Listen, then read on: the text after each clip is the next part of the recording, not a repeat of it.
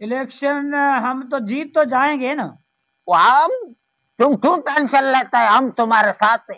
चलो हम वर्क पर चलता है, देखता है कैसे तुमको वोट लेके देता है। चलो उठो, चलो चलो, वो आदमी बैठा हुआ है ना दो, उससे हम तुमको देखता है कैसे हम वर्क करता है। तुम खाली हम पर छोड़ो, चलो आओ आओ, कुर्सी लगाओ इधर, बैठो। वो देखो, हमने इधर वर्क पर आया है, ठीक है। हमारा इंतखाबी निशान है अखरोट, और वोट हमको देना होगा। क्यों दे?